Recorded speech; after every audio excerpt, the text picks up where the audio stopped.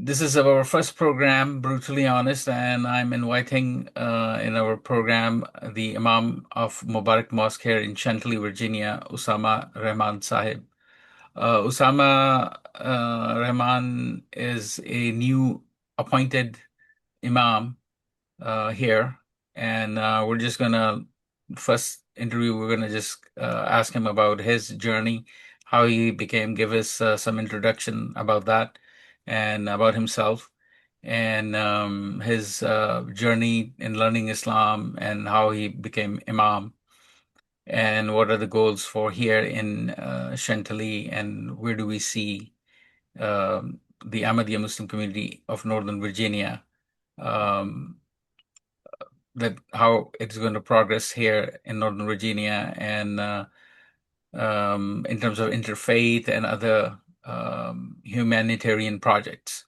So having that said that, and just a little bit about yourself. Welcome to our program. It's Brutally Honest. Just a little disclaimer. Right now, this program, Brutally Honest, is an independent program, has no affiliation with any other organization whatsoever. So, Mhm. having said that, and I hope, uh, Imam Saab, you agree to this, and please introduce yourself. Sure. We're going to keep it light. We're going to keep it. This is our first program. It's going to be raw. It's going to be Hmm. brutal. And if you find me being brutal, please forgive. That's the whole program is, and we will allow our guests to answer whatever they can, and if they don't want to answer certain questions, that's fine with me. Sure. So please go ahead, and floor is on you. Give us a brief introduction about your journey began. Where were you born? Where are you from originally? Things of that nature.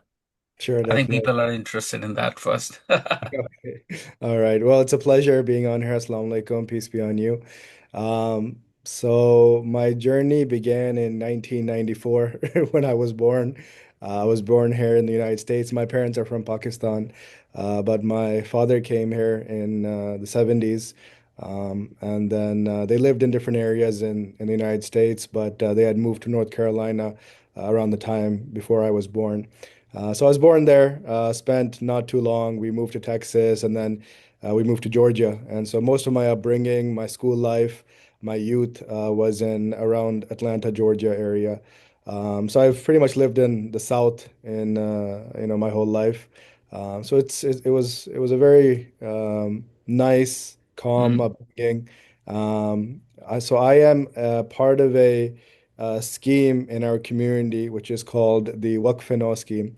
Wakfino means it means dedication and lifelong dedication, actually. So this is a concept which is found actually in other faiths and traditions as well. The scripture that we follow as Muslims, the Holy Quran, speaks about even the time of Hazrat Maryam, the mother of Jesus, Mary, peace be on her, that she was also an individual that her parents or her mother had dedicated her before she was born for the service of faith. So anyway, our community, the Ahmadiyya Muslim community, also has this program as well, in which the parents they dedicate their child who is in the womb before their birth for the for faith, for the service of faith. And so I'm also a child of that program. So my parents had dedicated me before I was born.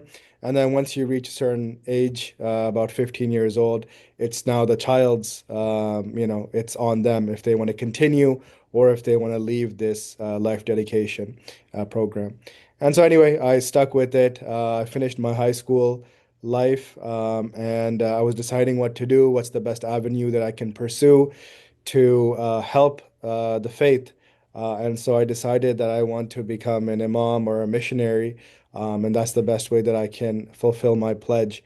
And so I went to our Institute for Theology and Languages, sorry, in Canada. And there's a 7-year program, 7-year seminary there. And then I graduated in 2020. After that, that was the peak pandemic time. So I'm sure everyone has their own unique experience of those couple of years that we lived.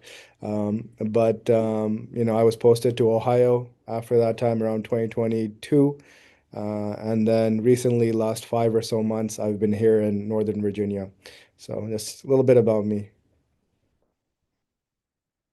Well, that's nice. You mentioned about dedication, and you gave the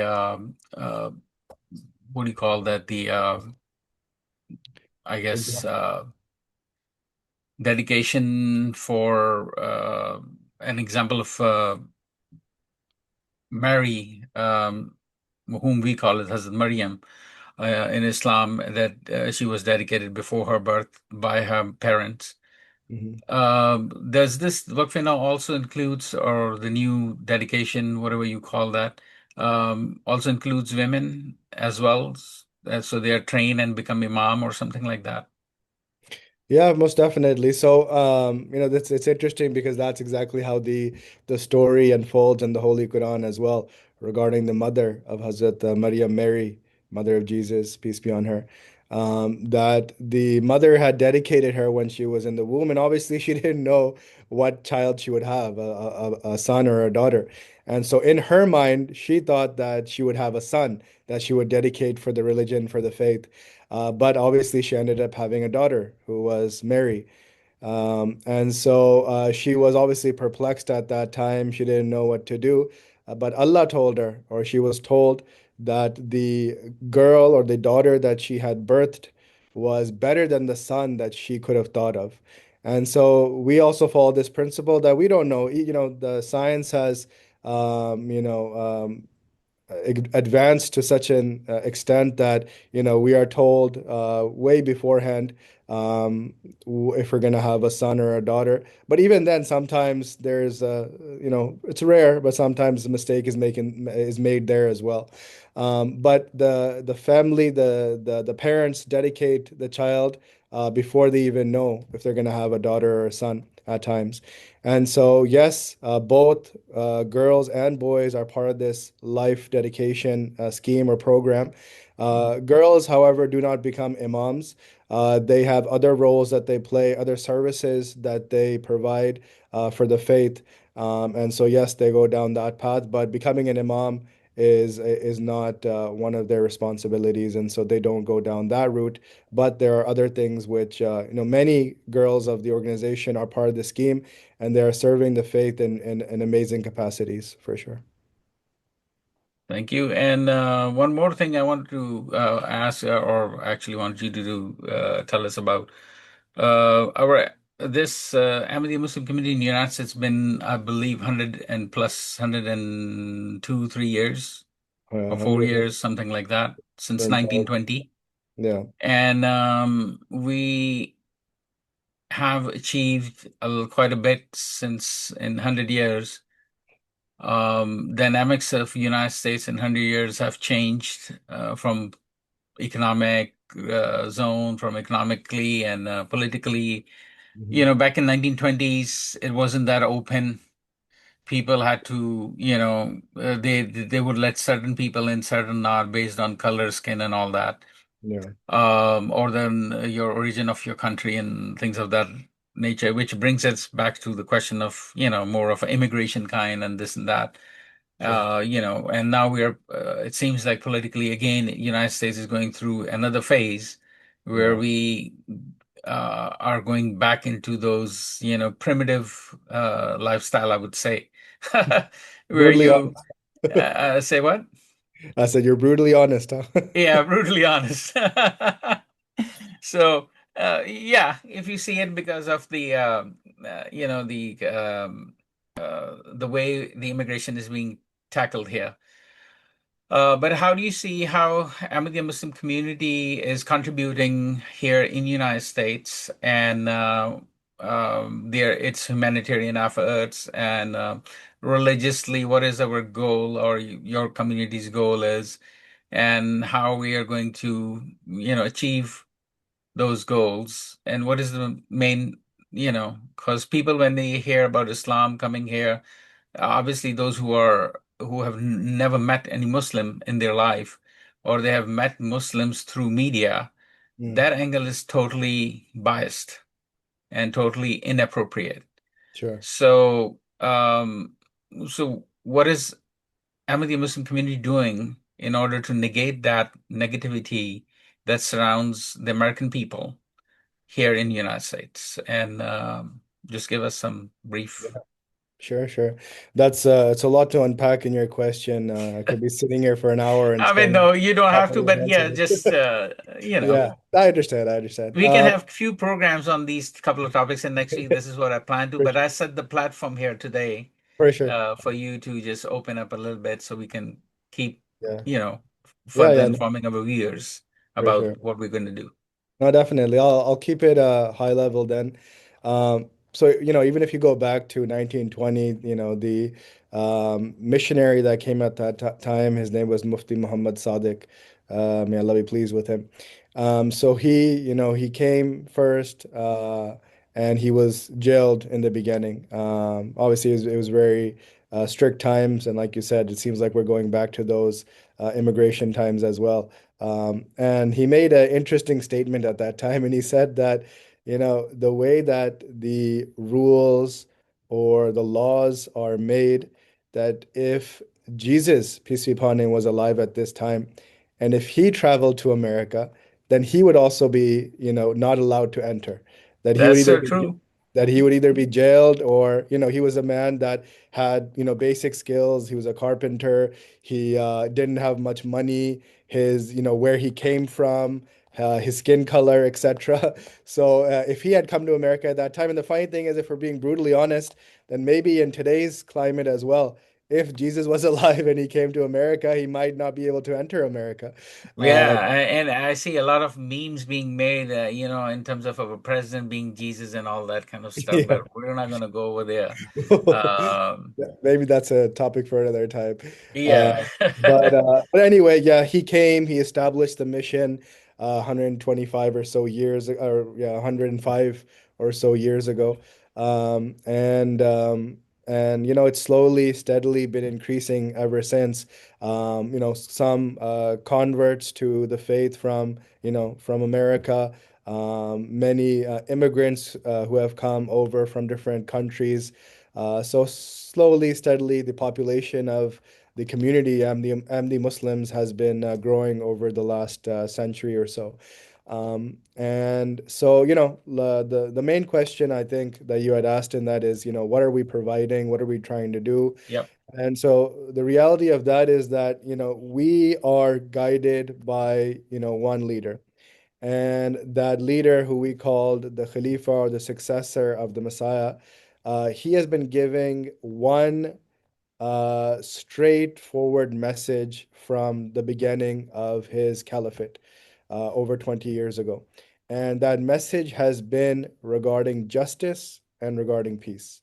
That, no matter what your background is, what your religion is, what your social status is, economic status is, that at the end of the day, we're all one humanity. We're one family at the end of the day. We're all creations of the one creator. And so for us to realize that we have to live in this world together, there's no other way around it.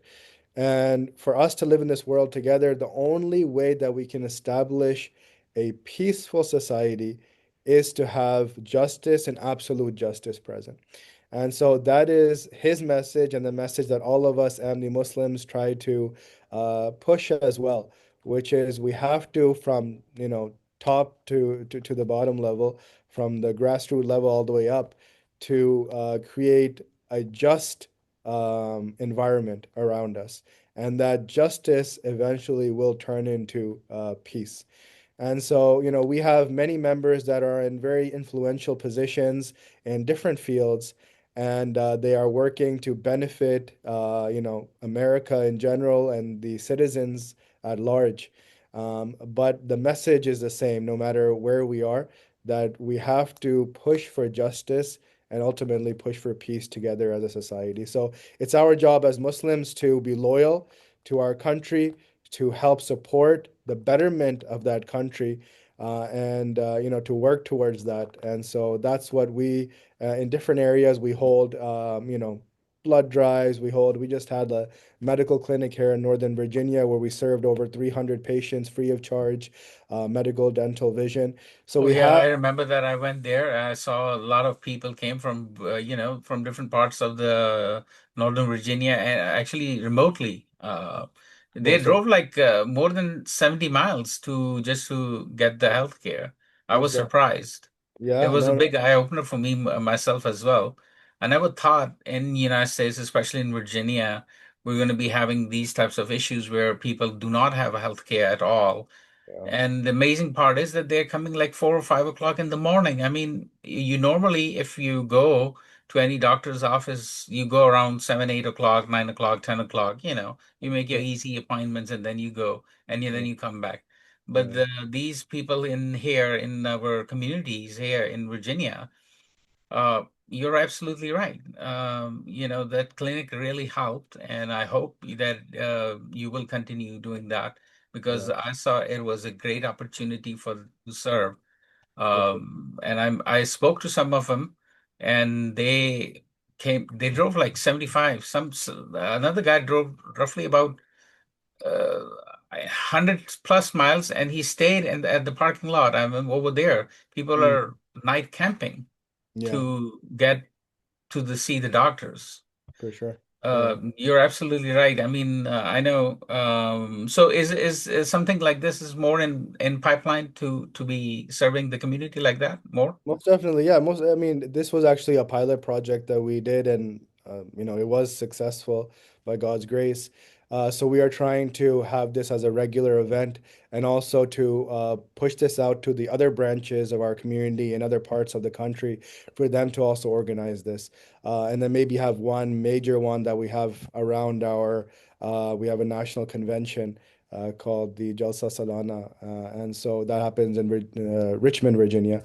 So we're thinking about even, possibly taking it down there as well. But anyway, it was an amazing effort. The community members here, the our secretary for public affairs, he did an amazing job. But all around, this is ultimately our purpose. We believe we have two responsibilities, one towards God and one towards humanity. And so we have a lot of these different efforts across the country from our community members to help the world around us, help society, uplift society around us. We have even a sister organization, which is, Humanity First, which is a disaster relief and humanitarian organization that has been doing its work for, many years. So this is our mission. We try to help the world around us, both physically and spiritually, and we will continue doing that to help uplift all of Americans, God willing. Yeah, no, thanks for giving us some time and introduction. I think of people who are going to be listening or watching this program will learn a lot. And do let us know in the program next time when you guys hold this clinic so we can spread out the word for you. For sure. And so a lot of people who do not have health care can benefit from it. Most definitely. And you're absolutely right. Humanitarian Islam actually is that to help us out. And unfortunately, what we see in the mainstream media and uh, I don't know, online, this and that, it's not what it is. Yeah, absolutely. I was watching one of the videos. I don't know if you ever got to see that. It was, I think, a social experiment some lady did somewhere in Kansas, Kentucky, somewhere there, about a baby formula thing. Hmm. And she called a lot of people. They asked them for the church if you're a member and this and that. Only a mosque, I think it was in Atlanta somewhere, Hmm. what did not belong to your community, but it was some other mosque. Okay. And they didn't ask her a single, they asked, okay, where do you live? Or we'll provide you and all that. I think it's a basic teaching which Islam teaches all Hmm. Muslims For sure. to don't care about what your religion, your faith is, whether you belong to the church or mosque or not, whether Hmm. you pay your dues or not. It's a humanitarian effort. For sure. And I think Ahmadiyya Muslim community have done wonders in this the subject. Hmm. So anyway, it's a good introductory program, I think. We're going to continue some other subjects with you in the future. Mhm. And if I'll get a feedback and see what people wants to hear and what Sure, they want to ask, we're not going to be having a live, at this point, a live callers session. Maybe in the future, if the program goes better and people feel that they want to be part of it, we'll sure. definitely do that. Hmm. But for now, I think we're going to continue with this podcast. And you mentioned about earlier about justice. Mm. And Islam teaches justice. Yeah, If you can briefly, if you still have time, you have about 5 minutes or so. We're sure. going to wrap it up in next 5 minutes. But briefly, high level, if you can talk about the what is the Islam gives as a governance? Does it give any like a communism sort of a or a capitalist system or a communism system or a monarchy system? I Mm. mean, define what Islam's governance structure is. Mm. If Sure. I know it may be a lengthy answer for this, Yeah, but floor is on you. But just to highlight, yeah, for sure. maybe Uh, we'll continue our next part on this subject as well. Yeah, no, definitely. It's a question that requires, maybe an in-depth answer. But the reality of justice and the Holy Quran, which we believe to be a guiding scripture and the law, obviously, for us as Muslims, we believe that it gives an overarching understanding in different fields of life, every avenue of life, actually, but it doesn't get so nitty-gritty to bind the person.